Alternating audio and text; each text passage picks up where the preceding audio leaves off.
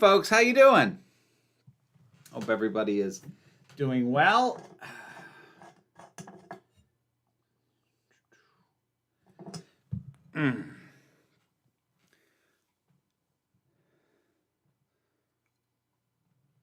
You think that was canned wine, do you, Ms. Wicked Wolf?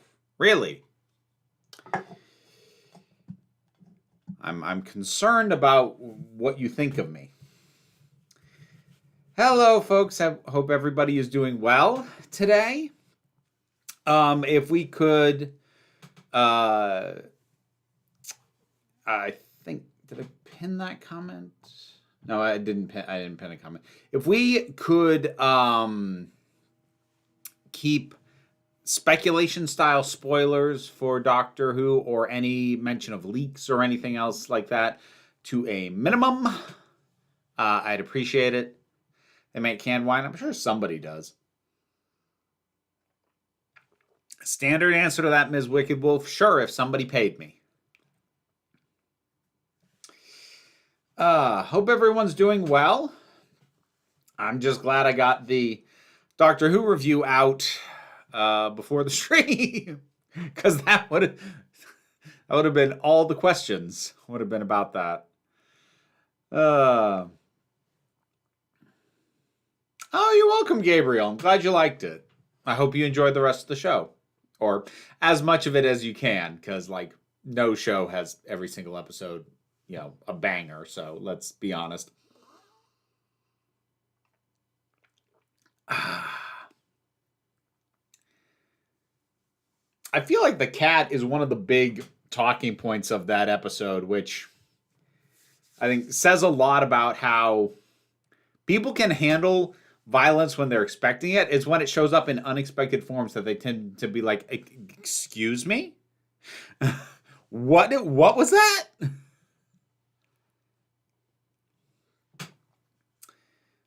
I don't look at spoilers or speculation. It's much better that way. Yeah, I don't really either, but like it tends to crop up. Phil, thank you very much. Do I have a favorite stand-up apart from you? I don't know if I have a definitive favorite. I first got into stand-up comedy with George Carlin. But, you know, some that I'm particularly fond of, I really liked Mitch Hedberg. I like Susie Izzard an awful lot. Yeah, no, there's some good ones out there. I know because her career is going well, it's on vogue to hate on Taylor Tomlinson. I think she's quite funny. So, Gabriel Iglesias, he's funny too. Yeah, no, we don't need to talk about that, Jason. Absolutely not. Are you planning to do a rundown of the new upcoming Silent Hill movie if it comes out sometime in our lifetime? Not really. I don't have much engagement with Silent Hill. I saw the first movie. I remember watching it and thinking this would have made a better season of TV than a movie, but it was okay. I never really played the games, and I wouldn't try now because it would just make me motion sick. I will be, Adam. Yes, I actually just finished watching the first episode right before the stream, and the first thing I need to do once the stream is over is record my thoughts on that episode. So yeah, this month... This month is like, it's everything. It's Doctor Who, and Daredevil ends this week, and The Last of Us has started, and Black Mirror is out, and frickin' Andor starts later this month. It's, don't like it. When did Susie Izzard come out? It depends on how you want to answer that question, Jubilee, because, like, she's been out... like as whatever she understood herself to be since the 90s. She understood, like, there's a lot of my life that parallels with her, but like she was out as what she would say transvestite. I said cross-dresser for myself at the time, but she was out as that, and as her sense of self has evolved, her, like, she's kept being out. Like, I don't know how to answer that in the same way. I don't know how to answer the question people ask me, oh, when did you come out? I'm like, which time? As which thing? Like, to who? Like, people, it's always such a weird question to me. When did you come out? How did you come out? Coming out is a continuous event, and it's like every dang time. And like every person you have to do it to is like doing it all over again. Thank you for re-upping the membership, Dharma. I appreciate that. 40 flirty, fabulous months of queer joy. Aw, thank you very much. Did you watch Adventures in Wonderland? I don't even know what that is, Ms. Wicked Wolf. I like Josh Johnson. Oh, yeah, Josh Johnson's good. I enjoy his stuff. His isn't the kind of stuff that I'm liable to go back and watch or re-listen to, but he's worth hearing once, which honestly is better than most comedians. Coyote Azul. Any specific series that you have bonded with a partner over? Schitt's Creek, Dexter. I think those are the two kind of big ones where like watching it at all was something that we did together. There's probably some others, but those are the ones at the forefront of my mind. What are the rules of the chat? Try not to swear. Don't be an asshole. Don't drop Doctor Who spoilers if you can help it. When was I in? Nice, 255. Love, Death, and Robots. Oh, jeez. I still haven't seen the third season of that. I always come away wanting to like Love, Death, and Robots more than I do. I should still watch season 3. One of my family members really wants me to watch Game of Thrones, and I do too, but I know the show ends on a not very good note. Should I skip the last season because of that? Stop. I would say stop after season 6. I guess there's a little that's good in season 7, but like in my mind, I have the first 5 seasons on Blu-ray, and I still want to get season 6 on Blu-ray. I don't particularly feel the need to get season 7 or 8. Rhapsody in Blue, thank you for continuing membership. I was so peeved about the cat. Everybody's mad about the cat, except for the people who are confused as to why everyone's mad about the cat. But most people are mad about the cat. Happy on birthday. I was supposed to be, my actual due date, I was supposed to be here, but I still am. Well, happy on birthday to you, Context Wrench. I'm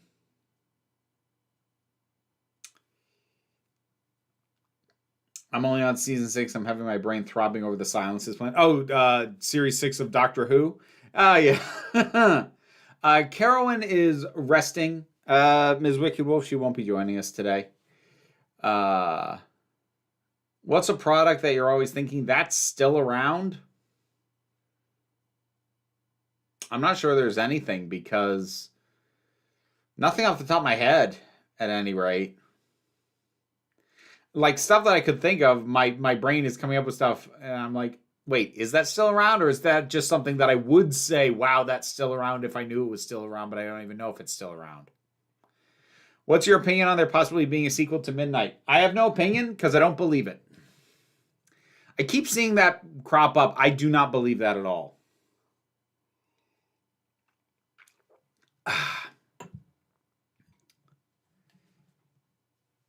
I thought the cat bit was actually funny. I laughed out loud and I have 7 cats. That's fine, Panda.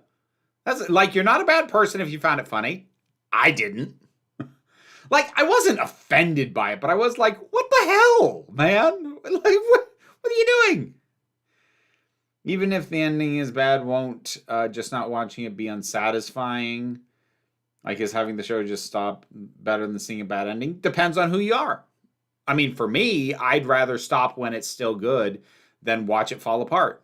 Like, I know that from experience. There are things that I stopped watching and heard they were bad at the tail end, and I never felt the need to go back and keep watching. Like, I stopped watching Orange is the New Black after the 2nd season, which was good. But everything I was hearing was like, it's never that good again. And I went, cool, I'm done. How do you balance keeping up with all this content with making your own on 2 channels and running a business and doing a podcast and being a parent? How do I? There are ways. No,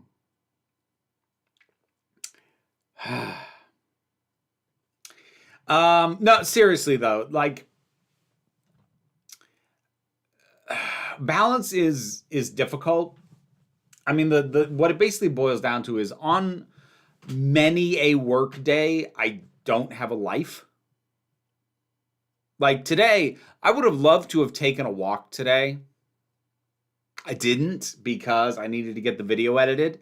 And by the time I was done editing it, it was deep into the afternoon and it was, cloudy and graying over. So I didn't do that. And technically I have 3 channels, plus all the spicy content that I keep up with. And that has daily uploads on the primary site that I do that on. So doing all this stuff is good for me, and it's also not good for me. It is good for me insofar as I know that staying busy is a good thing for me. I am at my worst if I am bored. Like, that's just, it brings out the worst in me when I am bored, so I try very hard to stay busy. However, trying to be just busy enough without being too busy is something I'm still trying to figure out. I've kind of talked about this before, like kind of what happened during the pandemic was, I had nowhere else to go and nothing else to do. And so I filled my time with stuff, watch stuff and review it, start streaming, and streaming video games on these days, do the podcast, be on a D&D campaign every 2 weeks. I started filling my time with this stuff. And once the lockdowns ended and stuff, I didn't stop doing this. I kept everything in place that I had taken on board to just fill time. Except now, I actually have to go out and have a life and everything else. I don't want to imply that I don't have a life. Like, when I leave for a weekend, when I go and do something, when I go and see someone, work stays at home. It doesn't follow me, but like, work is also where I live. So I probably put in more than an 8-hour day on days that I work. And I'm trying to work on that. But it largely comes down to having a deadline that I need something out by. And this is the time it takes to get it done. Yeah. Have you only watched The Last of Us show, or have you played the games as well? I played about an hour and a half of the first game, but I stopped. Between a combination of, I tried playing it right around the time where my motion sickness with fully rendered 3D games was getting quite bad, so that was starting to hit. But in addition to that, I also was finding just the gameplay frustrating. It was reminding me of the worst sections of Uncharted 3, which were just like trial and error. Do this section and die, and then do it again and try not to die in the same way, and then die and then do it again. And like, I'm just like, between the motion sickness and my annoyance with this, screw it. So no, I didn't play I didn't even get far enough to meet Ellie. That's how little I played of that game. Just saw the movie Idle Hands for the first time. It was something. Have you ever seen that movie? No, I never did see it. I am aware of it and I'm familiar with it. I never did get around to watching it. I just saw there's a new episode of Doctor Who. Haven't watched it yet. Been buried in my mental health nursing class. I did get an A on yesterday's exam. Ironically, this class is affecting my mental health. Oh, I'm sorry, pirates. I hope that it is able to get easier soon. I wish I didn't watch the last season of Umbrella Academy. That's another one. I heard that last season sucked. And I was planning to watch it, but I was late to it. I had other stuff to do. And then everyone was like, oh my God, it's terrible. I'm like, oh, okay. I guess it's a 3-season show for me then, as far as I'm concerned. Again, some people feel the need, well, no, I need to know how it ends, even if it's bad. That is not me. Not at all. There was dialogue in one of the trailers where the doctor says, "I've been here before. I've never been so scared in my life. I really think we might get Midnight too." Okay, Robert, look, if you're right, you get to do a massive "I told you so," and you have my permission to do an all caps comment on a video saying "I told you so." However, what you are doing right now, taking that single line and extrapolating out to, ooh, Midnight 2 confirmed, is the heart of why I don't engage in speculation with any fandom or Doctor Who in specific. That is nothing.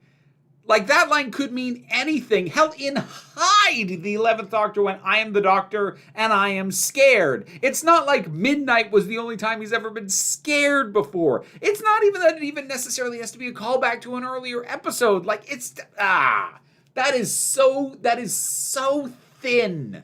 That is so thin to hang a theory on. And I know, and I'm not saying this is you specifically necessarily, but I know the speculators are like still riding high from the fact that they predicted Sutekh based off literally nothing other than the fact that there was sand that showed up in a trailer, and they just happened to be right that one time. But like, no.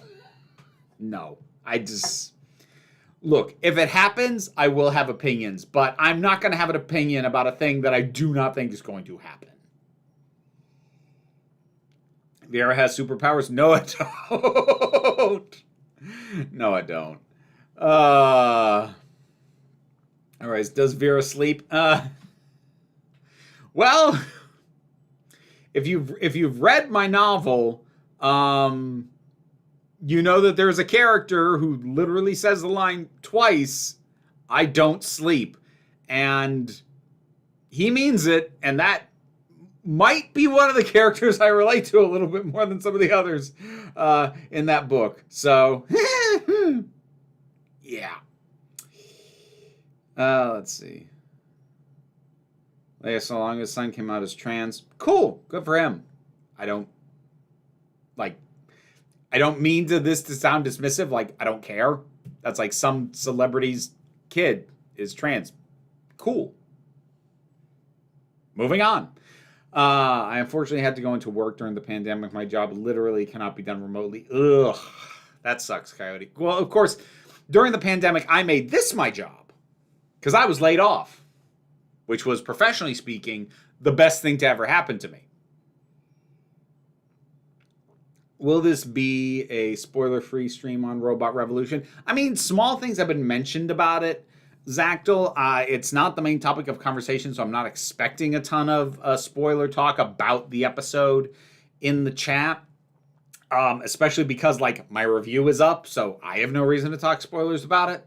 I am asking that people keep speculation and thoughts about what is going to come next to a minimum. We've indulged minorly in a bit of speculation that I don't believe, so I don't even know if I want to count that. Have you watched much MST3K? I've watched a bit. It's been a little while. I didn't watch the revival. Not on principle or anything. I just didn't have time. But yeah, I've watched some. Does the motion sickness have any connection with frame rates? Not that I know of. The motion sickness has to do with the swings of the camera. Like, I also get motion sick watching most found footage movies, because the camera's doing this. I think what it ultimately comes down to is just camera swings when I lack a central point of focus. So, like, the stuff that'll make me motion sick the fastest is first person, fully rendered 3D environment where, like, you can swing the camera around. That's the thing that'll get me motion sick almost immediately. If it is third person and there's a central character at the center of the screen who is largely unmoving, unfortunately, some of these games like expect you to swing the camera around your character to like see certain things or pull off certain stuff. If it does that, it's going to be bad. If I'm able to keep the third person, if the player avatar centered in the frame, I usually do better, but it's also still just a matter of time more often than not. Do you think the Game of Thrones writers knew they'd have to go off book at some point, or did they honestly think George would have got the book out? But then, oh, they knew they were going to have to be off book, because even if he had released, what is it, Winds of Winter, when he was supposed to, just from pre-production alone, they were all going to be ahead. They were already going to be ahead of him, and there was zero chance in hell he was going to have. I forget what the last book's supposed to be called. Something of Spring or whatever that one is. There was not a chance in hell that was going to be out. So yeah, no, they knew.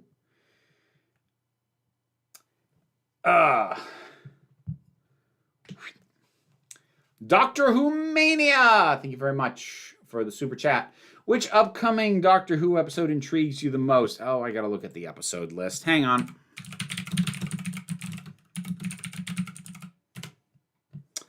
The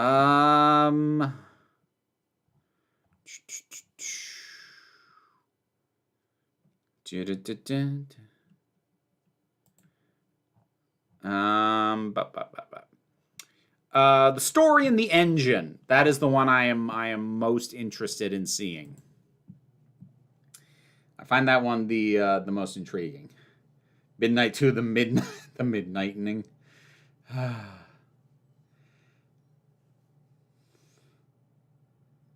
Managed to keep spoilers down to, oh, there's a cartoon character on one of them. That's pretty good. Apparently Midnight has been turned into a play by fans multiple times. I'm not shocked. Like, it works as one. I can only imagine what a nightmare getting the timing for the performers is. Adam, thank you for the super chat. Do you know the Last of Us 2 story? No spoilers. More or less. I know the major plot beats of it. I know enough about it that I already know some of the ways in which the second season is doing it differently, at least structurally. Have you watched the Unleashed Doctor Who making of episodes? Nope. I don't find behind the scenes and making of stuff to be that interesting at this point in my life. I used to. Like back in my teens and 20s, I don't very often anymore. I'm like, yeah. I know how movies are made. I know how shows are made. Whatever.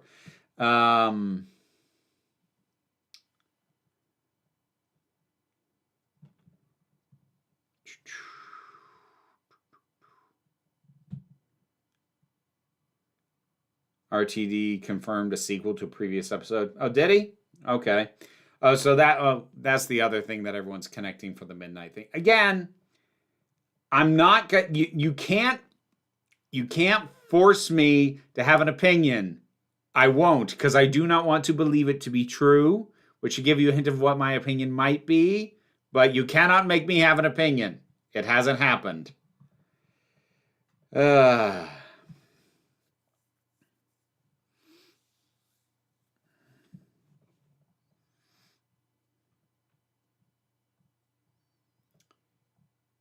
Which revival, Sci-fi or Netflix? Oh, it was the Netflix one I was talking about.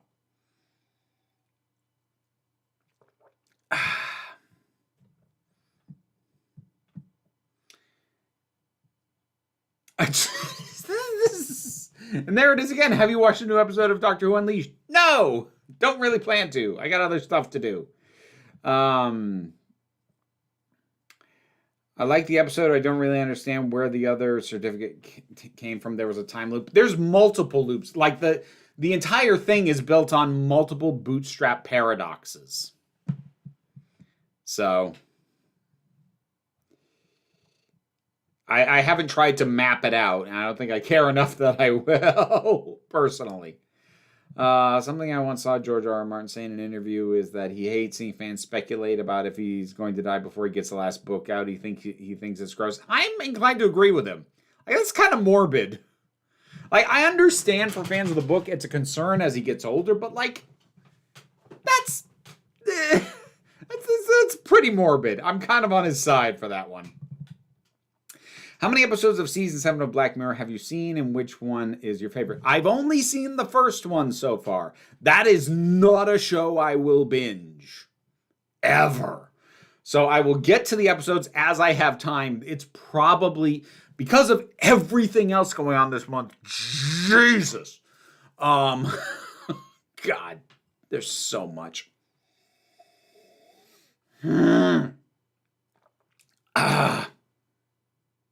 Because of all that, it's probably going to be weekly that I release my thoughts on the episodes of the latest season. Because there's too much other stuff for me to do it any faster than that. The premiere RTD also confirmed that Mrs. Flood is a villain. So now I think she's not a villain. I mean, like, I have a hard time buying. I never thought she would be anything other than a villain. Like, her behavior doesn't track for anything else. I mean, what little of her behavior, like, I do not care. I do not care about this woman. Holy crap, do I not care.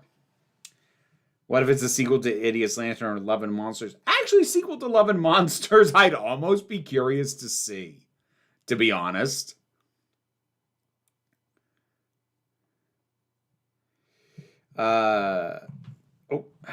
Supreme Omega! Thank you for the super chat, my friend. Trek has this reputation of being near perfect utopia of not much character conflict yet. The original series doesn't ironically have that, and not much prime directive in TOS. No, that really kind of got solidified with Next Generation. And I think that was largely because, like, Roddenberry was still, well, like, so here's the thing. Roddenberry was still around when Next Generation started, so it was seen in many ways as him, like, making his definitive statement of what his future and his universe should look like. And it was actually like something that was a directive to the writers. I don't want conflict between crew members. These people get along and this society works. And like after he passed away, that got relaxed a little bit. But I think you can pretty much blame that specifically on him and his thoughts around the time Next Generation started.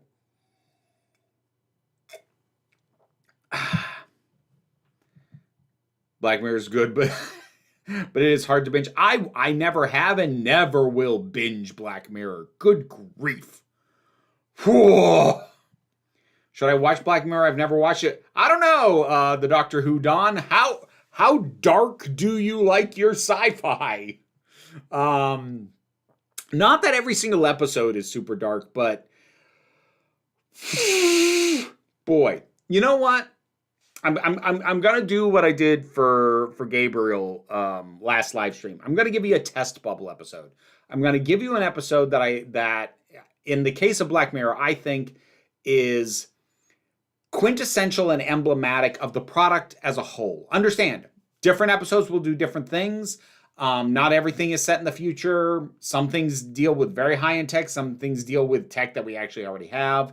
It's that there's a lot of variation, but from the first season of that show, watch the episode 15 Million Merits, because that will give you an idea of the way in which the commentary on technology is used and the levels of darkness of the human soul that it's going to explore. That is not the darkest episode, but it gives you it's a good barometer. It's definitely a good, if this is too much for you, maybe don't watch this show. But if you watch 15 Million Merits and that's your jam, give it a shot. Oh, that's great, Mary. I'm glad to hear that. If a new episode were to be a sequel to a one-off new Who story, what would you want it to be? Ooh. That is the kind of question that I'm like, oh, that's a real good question. And I don't know if I have an answer. Oh,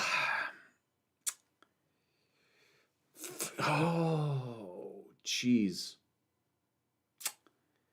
I don't know. I wish I did. I'm drawing a blank at present.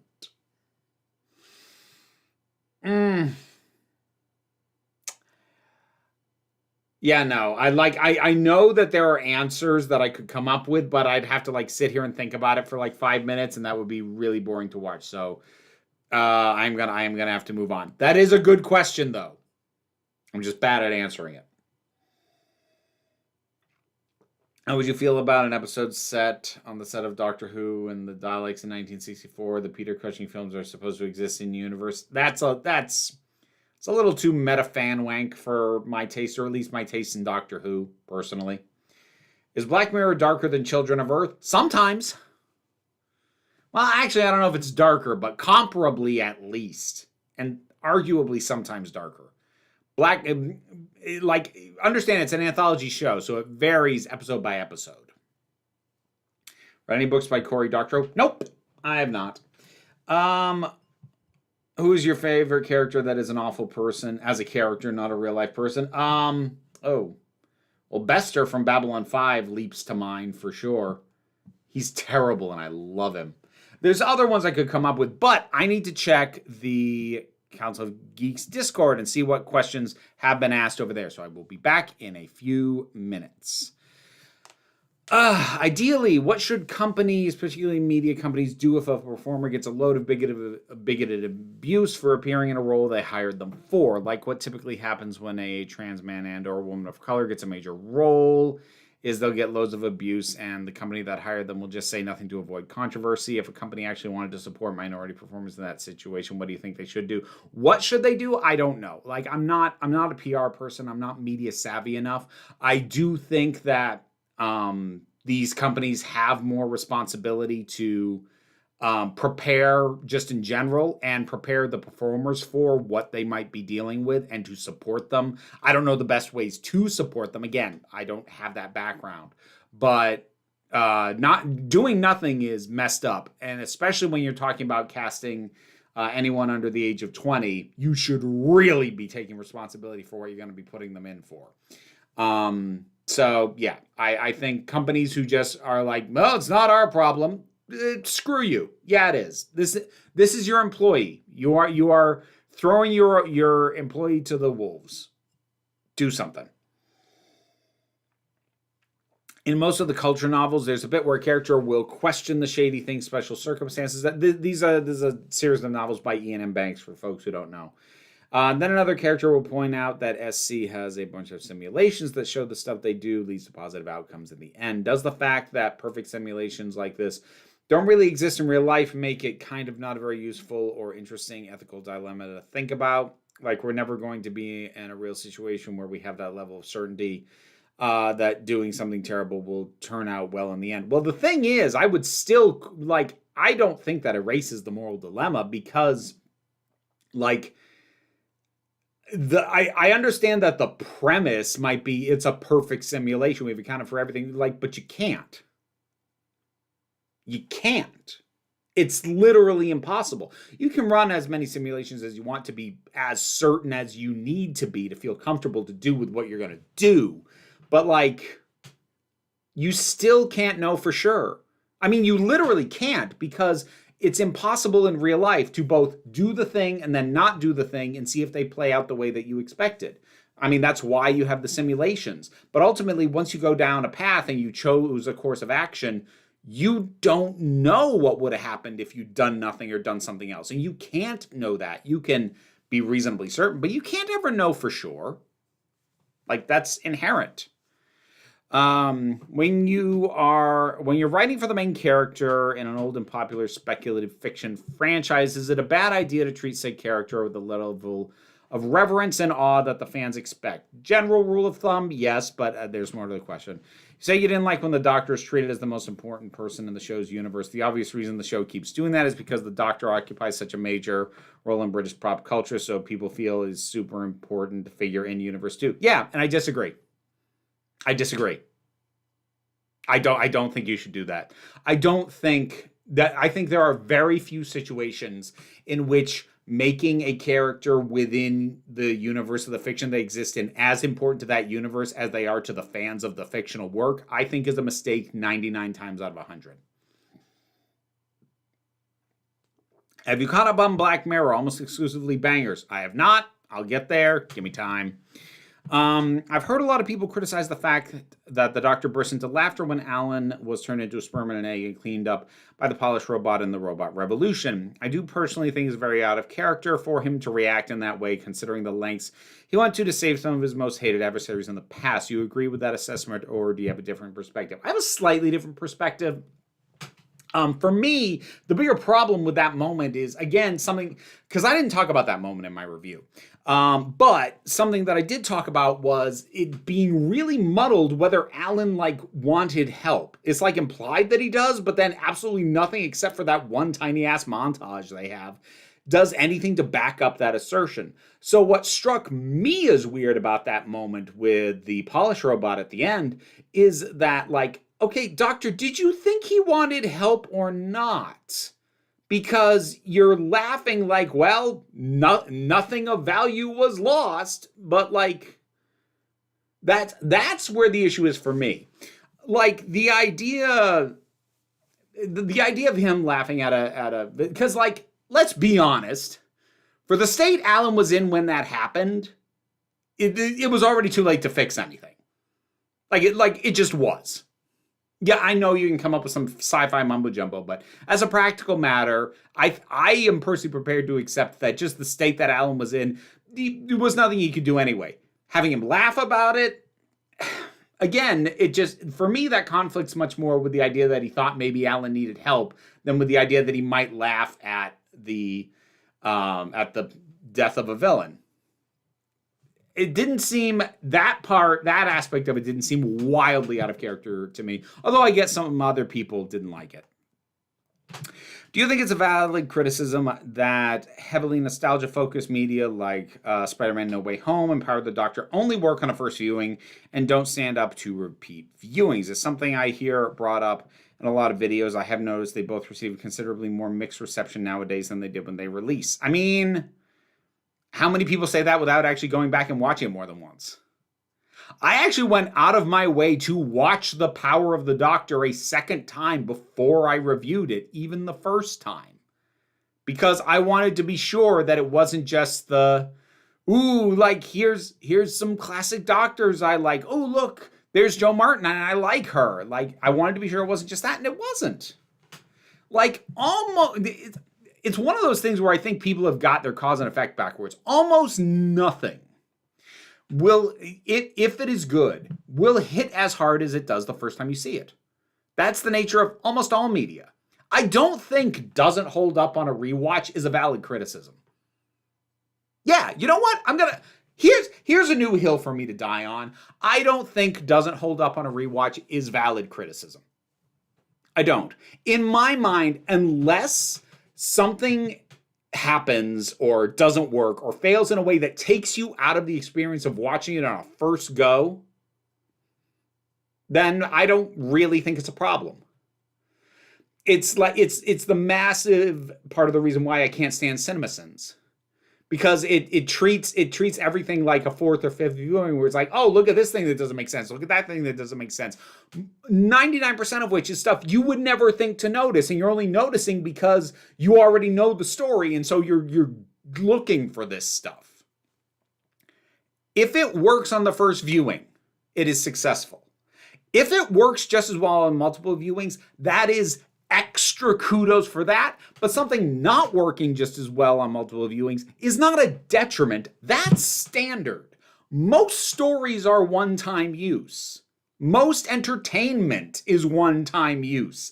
That's not a flaw. That's just what most of it is. It is bonus points if it is good for repeat use. But it doesn't have to be. I don't consider it a valid criticism if something isn't. That turned into a much bigger thing than I expected. On the subject of time travel, there is a common theory amongst theoretical physicists called the many worlds theorem that can sometimes be used to explain time travel paradoxes by stating that if a time traveler were to travel back in time to kill their own grandfather, a new timeline would get created when they go back in time, and the time traveler can still exist there because there still exists an original timeline where the grandfather wasn't killed. Have you seen this explanation used before in anything? Probably. I just don't know off the top of my head.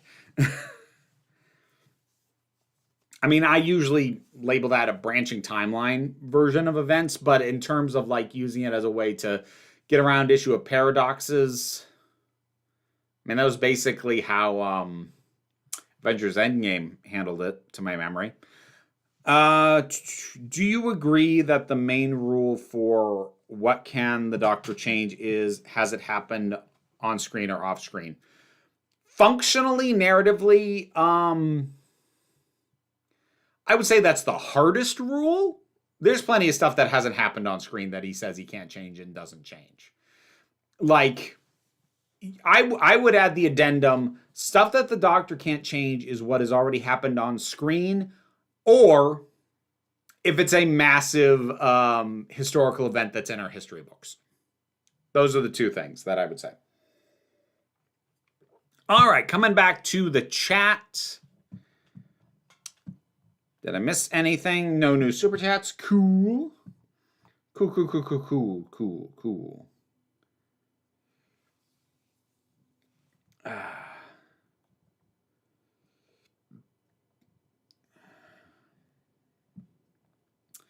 Do you ever feel just burnt out from the amount of content when it comes to being interested in things? I have a big fear of missing out on my new favorite thing. No, because I've given myself permission more than once to just walk away. Like, I don't engage with most of Star Wars stuff at this point. I'm looking forward to Andor, but I didn't watch Skeleton Crew. I gave up on Bad Company after 3 episodes. Haven't watched The Mandalorian since season 1. I gave myself permission a while ago that, like, I don't need to watch every single one of these things. And I'm not quite at that point with Marvel yet. It's getting close, though. It could happen with Marvel at some point, too. Just looked at the list of episodes. I couldn't answer my own question. Oh, in terms of what you'd want a sequel to. Anything that could have a sequel already has, and the stuff that shouldn't hasn't. Oh, fair.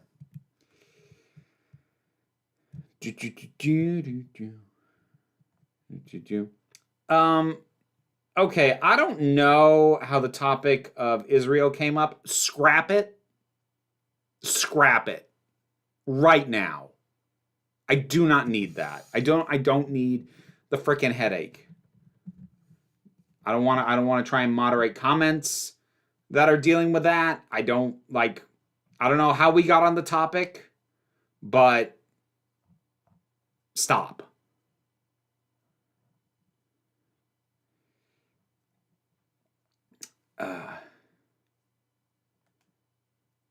I just realized that episode concepts I suggested would probably involve having a Peter Cushing, which you have ethical issues with, I think. Well, I have ethical issues with trying to literally resurrect dead actors. The BBC can't afford to do that, so they just get a look-alike. Have you seen the 2 animated David Tennant episodes? If so, what did you think? I did see them. I don't remember them. I remember that I saw them. They are forgettable as hell.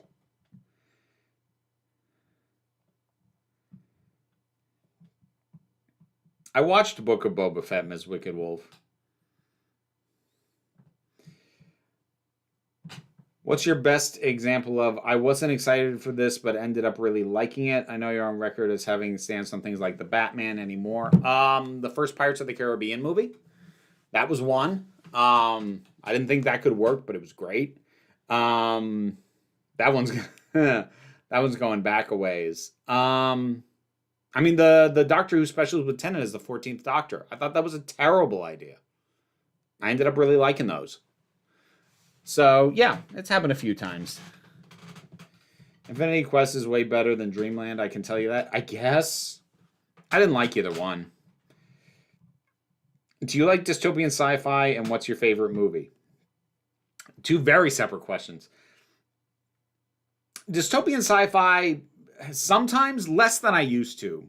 Dystopian sci-fi is the kind of thing that you need to not think too hard about the concept more often than not. And like, again, that's fine. That's kind of the nature of the deal. Most dystopian sci-fi is built around really drilling down on one specific aspect and or one specific change or question. And like, that's fine. But yeah, it's not a genre I seek out. I would say largely since it got taken over by a teenage audience, which happened in the early mid-2000s. Favorite movie is Nimona.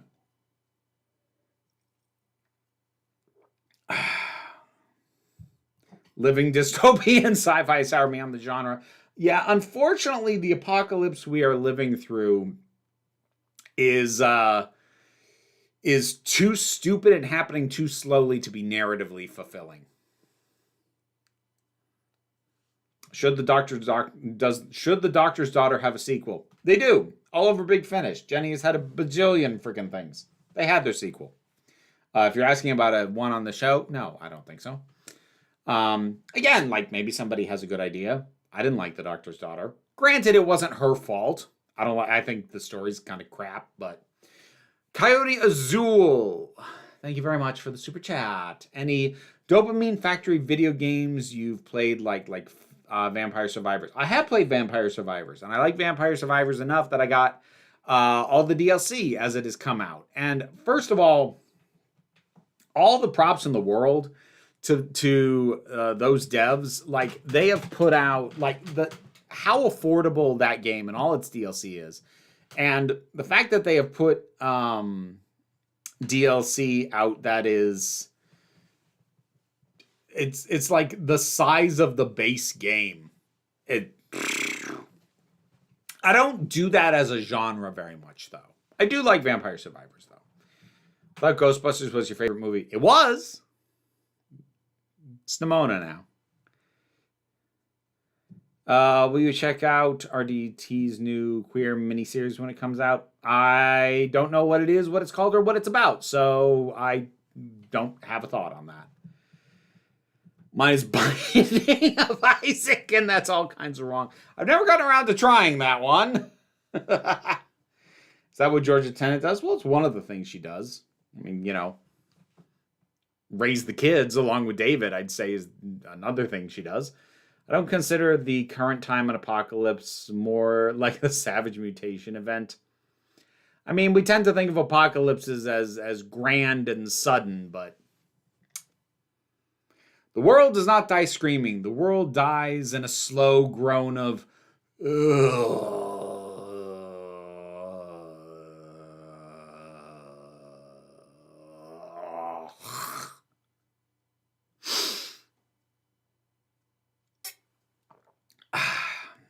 Have you thought about ever reviewing or discussing music albums? If you go to my secondary channel, Break Room of Geeks, I will never do that of my own accord or on my own time because I don't feel qualified to do it, frankly.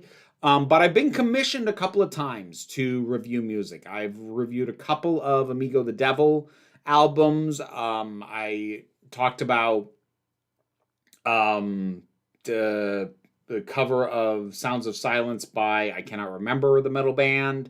I've got one that I'm trying to get out this month, which is looking at an album from Steam Powered Giraffe. So, I've done it a little bit. It's not something that I would ever do if it wasn't a commission, just because I feel deeply unqualified for it.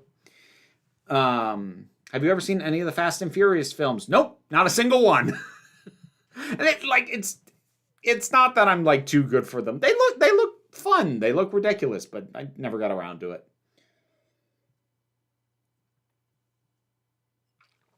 The Doctor's Daughter, really annoying because no one takes the Doctor's side on the fact he got cloned against his will. My main thing with the Doctor's Daughter is for the story that they were trying to tell, it should have been a two-parter. And also, I hate the design of the hat. And I know that's petty, but I really hate that design. Isn't Georgia Tennant a Nepo baby? Ms. Wicked Wolf. Okay. I'm not going to answer the question because I feel like you're asking that specifically just to get a rise out of people. And if you're not, okay, but stop.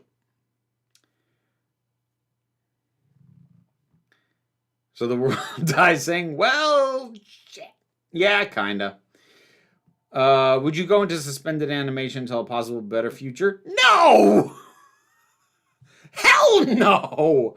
Fuck no! Good God, no! Never! Oh my God!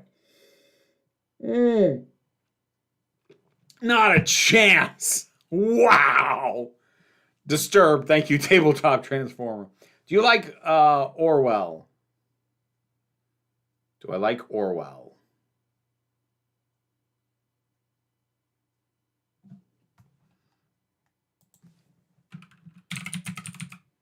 Oh, like George Orwell? I've never read his stuff, actually.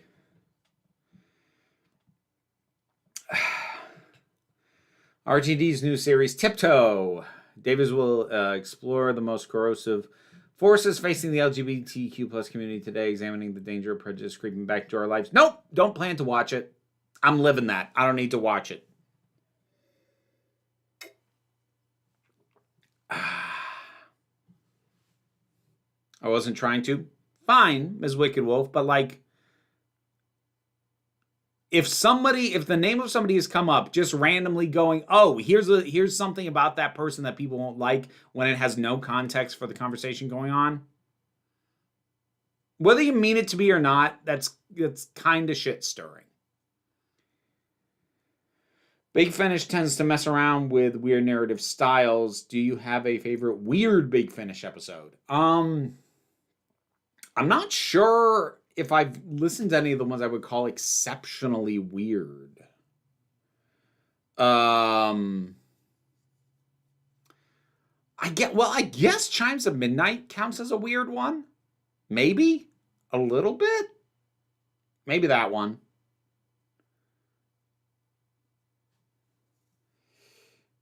Sorry to make you Google. Should have been clearer. That's okay, Woody. Don't worry about it.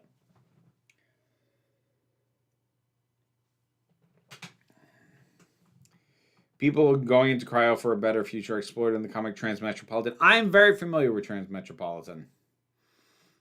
I haven't tried to reread it since the stuff about the writer came out, Warren Ellis. Which, you know, in the wake of people like Neil Gaiman, Warren Ellis is not nearly as bad, but that doesn't mean that I'm comfortable. And it's a shame because I really like Transmetropolitan. And I think another reason I'm hesitant to reread it because I fell in love with it. I was still in my 20s.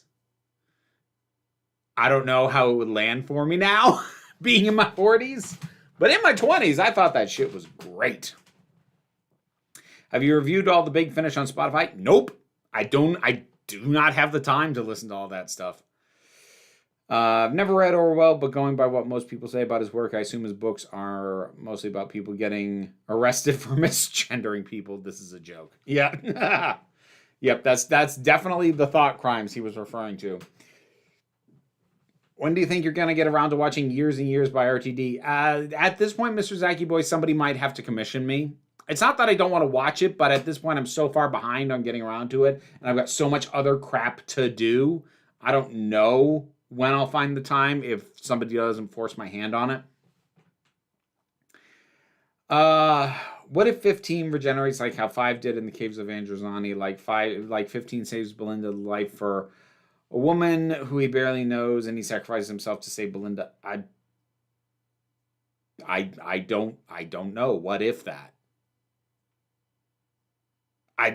That's the kind of question my brain won't really engage with because, like, well, we know they're doing a whole series together, so he's gonna know her more than the Fifth Doctor knew Perry, so I know that's not gonna happen, so my brain won't really engage with the hypothetical because the back of my mind is just going, yeah, but that's not gonna happen, though. And that's not a problem with your question, that's just an incompatibility with my brain. Transmet was my favorite comic. Was mine too, once upon a time. Show me your thumbs! Oh.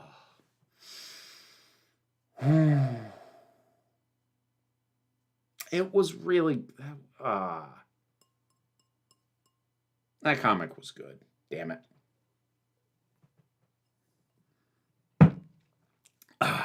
Supreme Omega! Back again. Fans complain about Spidey isn't allowed to grow up. Does Johnny have the same issue? Because in Lee Kirby Fantastic Four run, Johnny is more angsty than people think. I don't think Johnny has that problem because the thing is, Johnny has never really grown up because he's always been the kid of the family. Whereas Spider-Man has, at a couple of points, grown up and lived a more adult existence, and then the comics just fucking roll it back again. But, oh, he's a teacher. He has a stable, like, adult-style job as opposed to running around trying to take random pictures and get paid freelance. He has a stable career. Roll that back. Oh, he's had a wedding with highs and lows and ups and downs. Nope, roll that back. Oh, before we even get there, oh, Spider-Man might have a kid. Oh no, that makes him seem old. Miscarriage. No, it wasn't even that. It was stillbirth. No, don't let him get... It's gross with Spidey because they've literally undone development repeatedly. To my understanding, they haven't really done that with Johnny Storm. And if they have, it's probably distracted by the fact that he's part of an ensemble, so it probably doesn't stand out as much as somebody with not only one, but multiple solo books at any given time. What do you think of Grant Morrison? I love their work on JLA, Doom, and Animal Man. I don't know if I've actually read a full run of any of their stuff. I don't think I have. I need to look at a bibliography. I don't think I've read any of their stuff though. Warren Ellis got weird years before the news came out. To be honest, he had that vibe years ago. I'll take your word on that, Coyote Azul. RTD predicted the year the Queen would die in years and years, as well as the Tangerine Ape Man getting another go. Okay. I don't know what to do with that information. I liked that too, Uncle Gumble. The next Doctor Who episode I have to watch is The Idiot's Lantern. I haven't seen your video of it yet, but I do know you hate it. Should I be worried? I mean, I think that until I explained my problems with it at the length that I did, I think I probably held more vitriol for that episode than any other person alive. So is it going to land with you as badly as it landed with me? Not necessarily, but I detest that episode. I loathe it to its core. That is the only episode that I would unmake. That is the only episode of Doctor Who that I want removed from the timeline. I don't mean like take it off streaming. No, I mean I want its creation erased. I want it never to have been made. And that's the only episode I feel that way about. Listen to the chair leg of truth. It does not lie. Oh, Spider.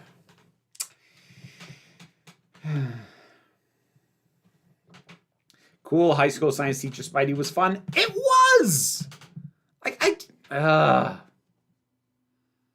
Yeah. It's part of why I couldn't even try and keep up with Spider-Man in the comics anymore. It's so infuriating. I want to write a superhero story that directly addresses how death is meaningless and reboots are as common as dirt and have the characters actually contemplate the implications without getting depressing, that is.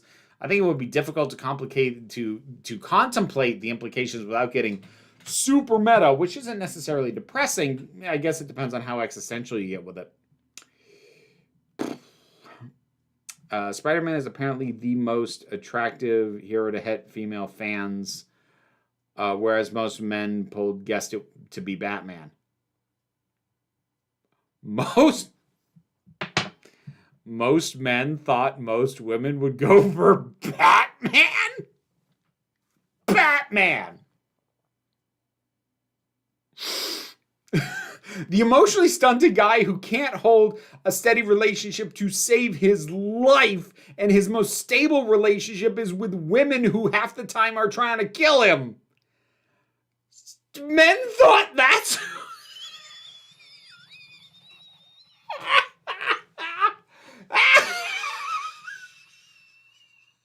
Look, dudes, fellas, I get that you have a crush on Batman. Your girl does not.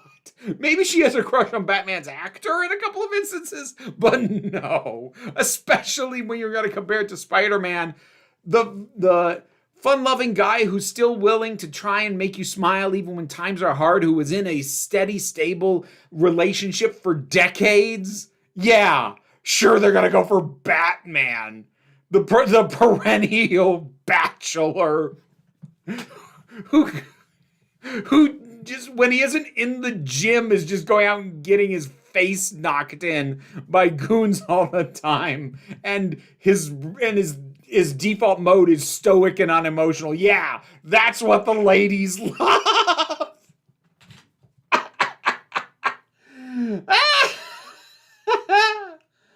Oh my goodness. That's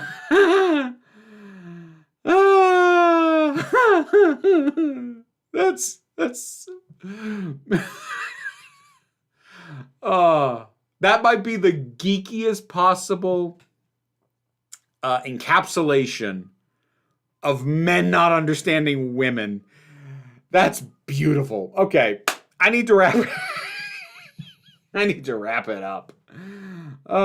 Suppose someone's asked you if they should watch something and you hate it, but know your opinion is an outlier and most like it. What would you say? I'd say that. I'd say a lot of people like it. I do not.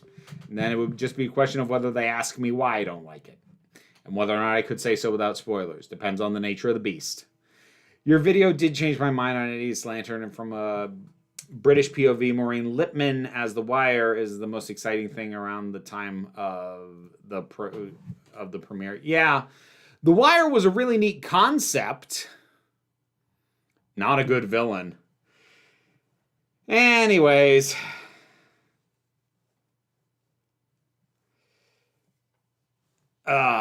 So thank you all. I never understood the hate for East Lantern for the I am hungry lines, etc. But then I watched your vid and realized something I hadn't before. Oh, I'm glad you found that helpful. I am going to wrap it up. Thank you everybody for joining me for this one. There's so much coming out. So I'm going to have a review for the first episode of the new season of The Last of Us out tomorrow in the break room. I'm going to try and have it out earlier in the day than usual because on the same channel at 12:30, I will be streaming. I'm still playing Dredge. Thursday, there'll be something in the break room. I don't even know what. Friday, streaming again. Saturday's video is about dead naming and misgendering people, doing it on purpose, and why it is not okay. And I mean never okay. And if you are about to ask me, yeah, but what if, my response to that is, did I stutter? And I go off for about a half hour explaining that in great detail. But that's Saturday's video, already viewable for the Patreon supporters and YouTube members. So if you want to see that early, you can. But that will just about wrap it up for me. Thank you very much for joining me. I hope you all take care of yourself. Be well, be safe, be kind, and please remember that you are beautiful, you are valid, and you are loved. You are the council, and I'm just running the meetings. And until next time, this council is adjourned. McCavity!